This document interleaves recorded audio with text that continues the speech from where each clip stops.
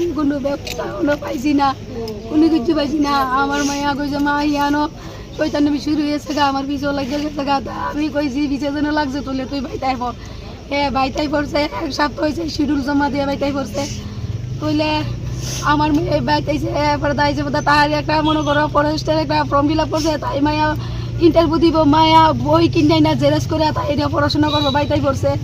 এরপরে মায়া এক সপ্তাহ বাইক ডিউটি করছে।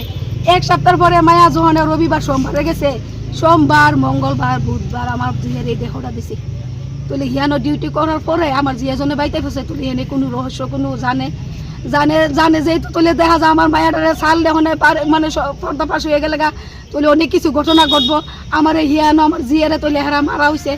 আর আমার মায়া হিয়ানো 10টার সময় বলে আমরা যেটা শুনছি মারা গেছে, আমরা কাছে 2টার সময় খবর দিচ্ছে। আগে তো গার্জেনে খবর বা হিয়ানো আমার মায়া কি সেফটি আছে।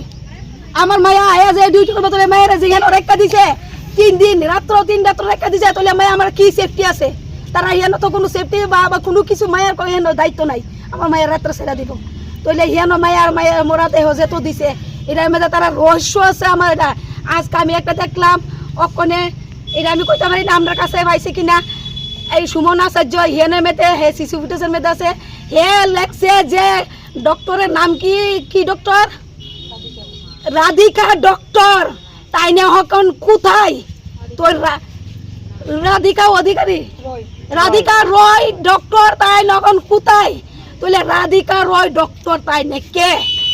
আর আমার মেয়ের লগে কি হয়েছে রাধিকা তৈলে সব জানে, এর মেয়েদের জড়িত রাধিকা আছে। আমার মেয়ে নিজে মরছে না, ওরে মারা হয়েছে। গতকালকে তো রাজ্যের মাননীয় মুখ্যমন্ত্রী তো আশ্বাস দিয়েছে যে এবং তদন্তের জন্য বলেছে, কি বলবেন সে বিষয়ে, কতটুকু তদন্ত হবে? আমি চাই আমার মেয়ের যে ঘটনা ঘটছে এটার লাগে আমি টাকা পয়সা কিছু না, আমি তার বিনিময়ে আমি চাই যে এটা আমার বিচার হোক। আমার বুক খালি হয়েছে, টাকা দিয়ে আমার বুক ভরতাতো না, কিন্তু আমি চাই এটা বিচার হোক। আর যে আমার মায়ের এমনি মারছে তার মরণ যাতে এমনি হয়। রাধিকা রায়। এখন কি উনি কি কলেজে আছে না কলেজের বাইরে? উনি আমি তা কইতে পারি না, আমিও না পারি আমার মায়ের যে আমি তা তো কইতে পারি না, তাই কোন জায়গাতে আছে। চাই মনীষা দাসের যে ঘটনাটা অপ্রীতিকর ঘটনাটা ঘটাইছে এই শান্তিনিকেতন মেডিকেল হসপিটাল, তার মধ্যে যে রাধিকা রায় আছে, ওর মা বলছে যে ও নাকি ওইটার মধ্যে জড়িত আছে।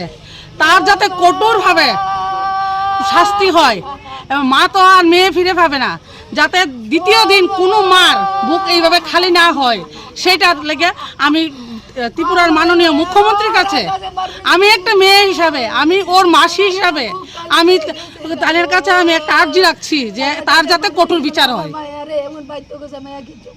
কঠোর বিচার হয়। একটাই মাত্র মেয়ে।